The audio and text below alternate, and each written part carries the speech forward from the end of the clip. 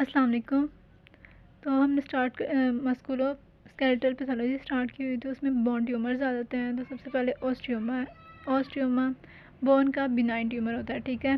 Facial bones पे ज़्यादातर होता है और ये एसोसिएटेड होता है with the Gardner syndrome.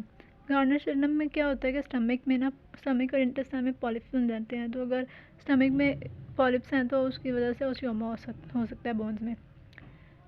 Next है ओस्टियोइड ओस्टियोमा। वो अकेला ओस्टियोमा था, ये ओस्टियोइड ओस्टियोमा है, ठीक है। ये वो बोन का ये ओस्टियोब्लास्ट का बिनाइन ट्यूमर है, ठीक है। इसमें क्या होता है कि ओस्टियोब्लास्ट का बिनाइन ट्यूमर है और इसके साइडों पे ना रिएक्टिव बोन होती है। कैसे होता है ये, इसकी शेप है। सेंटर में ओस्टियोब्लास्ट होते हैं, साइडों पे मैट्रिक्स होता है जिसको हम ओस्टियोइड कहते हैं, उसके साइड पे बोन होती है। यंग एडल्ट में होता है, लेस दैन 25 ईयर्स की एज में होता है, ठीक है। मेल्स में कॉमन होता है लॉन्ग बोन्स के कॉर्टेक्स में होता है, ठीक है, जैसे फीमर वगैरह। ये इसकी जो पेन है ना, बोन पेन होती है, एस्प्रिन वगैरह के साथ रिजॉल्व हो जाती है। लेकिन जो हम आगे पढ़ेंगे ना ओस्टियोकोंड्रोमा, उसकी जो पेन है वो रिजॉल्व नहीं होती एस्प्रिन से। सॉरी ओस्टियो एक इसकी जो ओस्टियोइड ओस्टियोमा है ना, उसकी पेन रिजॉल्व हो जाती है एस्प्रिन से। लेकिन एक टर्म है ओस्टियोब्लास्टोमा, उसकी पेन रिजॉल्व नहीं होती एस्प्रिन से, ठीक है। इमेजिंग में देखेंगे तो इसका साइज़ ना लेस दैन 2 cm होता है, ठीक है। और इसमें रेडियो ल्यूसेंट कोर होता है, ठीक है। रेडियो ल्यूसेंट कोर होता है। रेडियो ल्यूसेंट का क्या मतलब है कि रेडिएशंस को पास करने देगा। अब ये ओस्टियोइड ओस्टियोमा का और ओस्टियोब्लास्टोमा में दो डिफरेंस है। एक तो ओस्टियोइड ओस्टियोमा का जो साइज़ है वो लेस दैन 2 है, जबकि ओस्टियोब्लास्टोमा का साइज़ ग्रेटर दैन 2 है, ठीक है। और सेकंड डिफरेंस ये है कि इसकी ओस्टियोइड ओस्टियोमा की जो पेन है वो रिजॉल्व कर जाती है विद एस्प्रिन, लेकिन ओस्टियोब्लास्टोमा की रिजॉल्व नहीं करती। नेक्स्ट आ जाता है ओस्टियोकोंड्रोमा। ओस्टियो बोन कोंड्रो कार्टिलेज ओमा बिनाइन ट्यूमर, ठीक है। Most common benign tumour of the bone होता है। इसमें नाम से पता चल रहा है बोन होगी और ऊपर कार्टिलेज की कैप होगी, ठीक है। ये मैं बाद में पिक्चर्स दिखाती हूँ आपको। आता कहाँ से है, मेटाफाइसिस। मेटाफाइसिस के लेटरल साइड से निकल रहा होता है और इस मिडलरी कैविटी के ना साथ कंटिन्यूस होता है। इसके ऊपर जो कार्टिलेज होता है ना, मतलब बोन होती है और ऊपर कार्टिलेज होता है। कार्टिलेज रियरली ट्रांसफॉर्म हो सकता है कॉन्ड्रोसार्कोमा में। नेक्स्ट बात करते हैं ओस्टियोसार्कोमा। ओस्टियोब्लास्ट का मेलिग्नेंट प्रोलिफरेशन होती है जिसको हम कहते हैं ओस्टियोसार्कोमा। इसके जो इंसिडेंट्स होती है टीन एजेस में ज़्यादा होते हैं, लेकिन एल्डर में भी हो सकते हैं। रिस्क फैक्टर्स में फीमेलियल रेटिनोब्लास्टोमा हो सकता है, पेजेट डिजीज़ हो सकती है, इसके अलावा रेडिएशन एक्सपोजर हो सकता है। ये लॉन्ग बोन्स के मेटाफाइसिस में होता है, ठीक है। नीज के जो रीजन होता है ना वहाँ पर हो सकता है, जैसे कि डिस्टल फीमर प्रॉक्सिमल टीबिया। याद रखना है, डिस्टल फीमर और proximal tibia. Presentation patient present कैसे करेगा, फ्रैक्चर हो सकते हैं, ठीक है, बोन पेन हो सकती, स्वेलिंग होगी। इमेजिंग इसकी इंपॉर्टेंट है। इसकी इमेजिंग में ना सन बर्स्ट अपेरेंस आएगी। और इसके अलावा जो पेरियोस्टियम है ना वो अपलिफ्ट हो जाएगी, उसकी वजह से एक ट्राइंगल बनता है जिसको हम कहते हैं कोडमैन ट्राइंगल। ये इस डायग्राम में दिखाया हुआ है। ये सन अपेरेंस, ठीक है, सन बर्स्ट अपेरेंस। ये ओस्टियोकोंड्रोमा दिखाया हुआ है, साइड से निकल रहा है, ठीक है। क्लिनिकल प्रेजेंटेशन की बात करते हैं।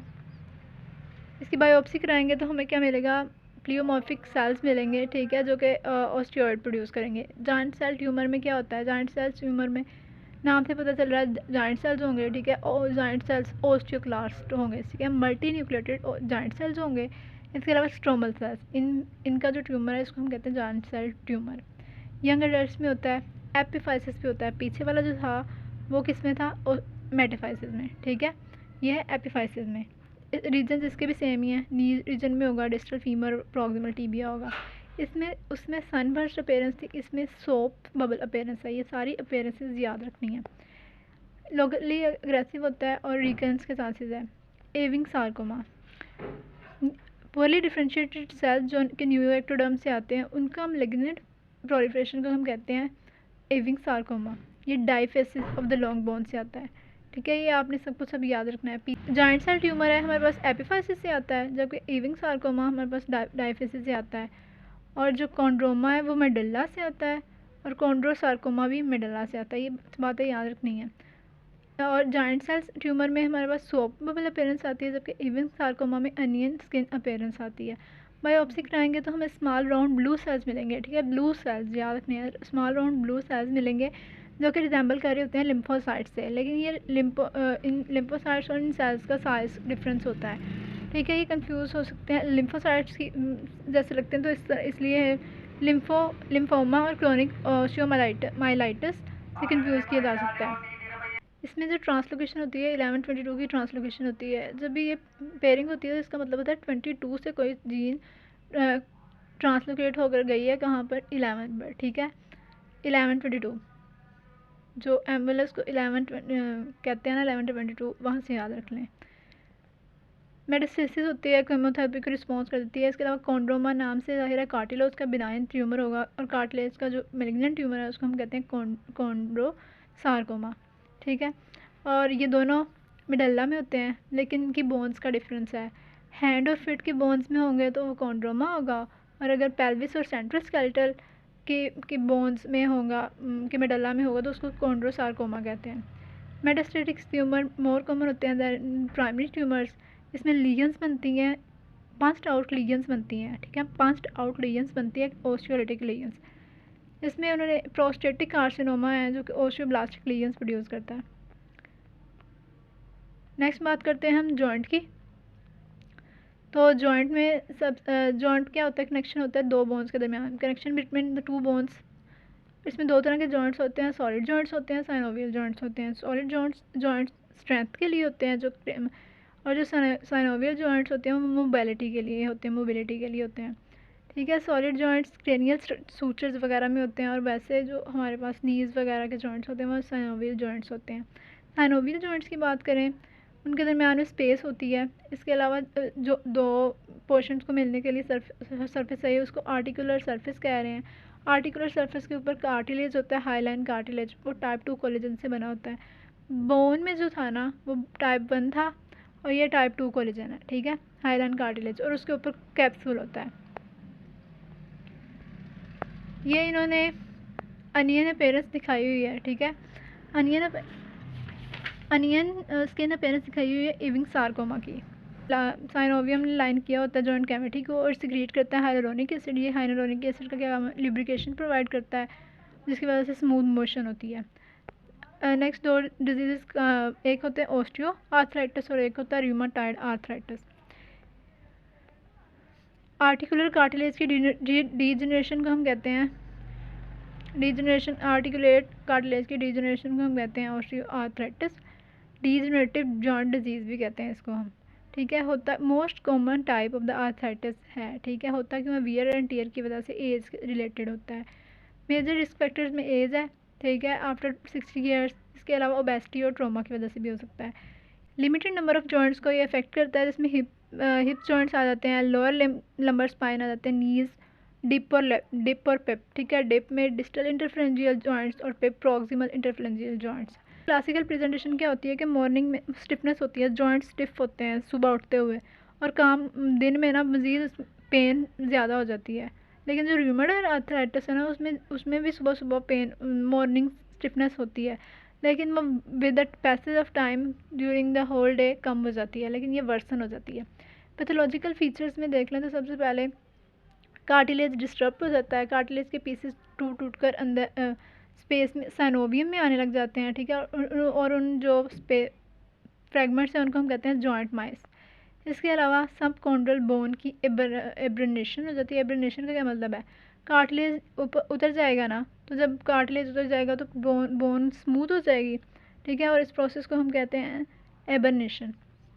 इसके अलावा थर्ड बात में जॉइंट माइस हो गए, एबर्नेशन हो गई। तीसरी बात पे रिएक्टिव बोनी आउटग्रोथ बन जाती है, जिसको हम ओस्टियोफाइट कहते हैं। स्पर्स बन जाते हैं, वो बोनी प्रोजेक्शन बन जाती हैं, ठीक है। अगर तो ये डिस्टल जॉइंट्स में होंगे तो उसको हम हेबर्डन नोड्स कहते हैं, अगर प्रॉक्सिमल जॉइंट्स में होंगे तो इसको हम बोचार्ड नोड्स कहते हैं, ठीक है। इसको इससे बीपी से याद कर सकते हैं, बी बोचार्ड्स और पी पेप्सिक। जॉइंट्स की सेकंड डिजीज़ है रूमेटॉइड आर्थराइटिस। रूमेटॉइड आर्थराइटिस क्या होता है, क्रोनिक सिस्टेमिक ऑटोइम्यून डिजीज़ है, ठीक है। वीमेन में लेट चाइल्ड बेयरिंग एज की वुमेन में अराइज करती है। इसमें जो एसोसिएशन होती है HLA-DR4 की होती है, ठीक है, HLA-DR4 की। जॉइंट्स इसमें इन्वॉल्व होते हैं। इसमें पेनस फॉर्मेशन और पेनस इन्फ्लेमेशन की वजह से पेनस एक ग्रेनुलेशन टिश्यू बनता है जिसको हम पेनस कहते हैं, ठीक है। इसमें क्या होता है, granulation tissue hyper vascularisation, blood supply increase हो जाती है वहाँ पर। मैं बाद में आपको इसकी पिक्चर दिखाती हूँ। इसमें फिर अल्टीमेटली कार्टिलेज डिस्ट्रक्शन हो जाती है और एंकाइलोसिस होती है। पहले फाइबर्स की वजह से जॉइंट फाइबर की फ्यूजन होती है, फिर बाद में बोनी फ्यूजन हो जाती है। नेक्स्ट क्लिनिकल फीचर्स की बात करते हैं तो इस आर्थराइटिस होता है। मैंने आपको बताया था कि जो ऑस्टियो आर्थराइटिस है उसमें मॉर्निंग जो स्टिफनेस है वो वर्सन हो जाती है विद एक्टिविटी, लेकिन ये जो इम्प्रूव और रूमेटॉइड आर्थराइटिस में जो मॉर्निंग स्टिफनेस होती है वो इम्प्रूव कर जाती है विद द एक्टिविटी, ठीक है। इसमें ऑस्टियो आर्थराइटिस में प्रॉक्सिमल और डिस्टल दोनों जॉइंट्स इन्वॉल्व है, लेकिन इसमें सिर्फ प्रॉक्सिमल जॉइंट इन्वॉल्व है, इसमें डिस्टल जॉइंट इन्वॉल्व नहीं है। इसमें प्रॉक्सिमल जॉइंट सब इन्वॉल्व होते हैं तो इसमें इसमें जो डिफॉर्मिटी होती है उसको हम स्वैन नेक डिफॉर्मिटी होती है, मैं आपको बाद में दिखाऊंगी। रिस्ट की रेडियल डेविएशन हो जाती है, ठीक है। इसके अलावा इन्वॉल्व होते हैं एल्बोज, एंकल्स और नी जॉइंट इन्वॉल्व होते हैं। जॉइंट स्पेस नैरो हो जाती है, कार्टिलेज लॉस हो जाता है और ऑस्टियोपेनिया हो जाता है। ये एक्सरे पर हमें फाइंडिंग मिलती है। एक्सरे पर हमें तीन फाइंडिंग मिलती है। जॉइंट स्पेस नैरो हो जाती है, कार्टिलेज लॉस हो जाता है और ऑस्टियोपेनिया हो जाता है। इसके अलावा इन्फ्लेमेशन के साइन जनरल साइंस होते हैं जिसमें फीवर, मैलेज, वेट लॉस, माइल्जिया हो जाता है। इंपॉर्टेंट बात इसमें रूमेटॉइड न्यूड्यूल्स बनती हैं डिफरेंट स्किन और विजुअल ऑर्गन्स पर, ठीक है। इसमें क्या होता है कि सेंटर में नेक्रोसिस होती है और साइडों पे एपिथेलियोइड हिस्टियोसाइट्स होते हैं। इसके अलावा सबसे पहले क्लिनिकल फाइंडिंग आर्थराइटिस था, सेकंड में फीवर, मैलेज वगैरह, थर्ड में रूमेटॉइड न्यूड्यूल्स बनती हैं।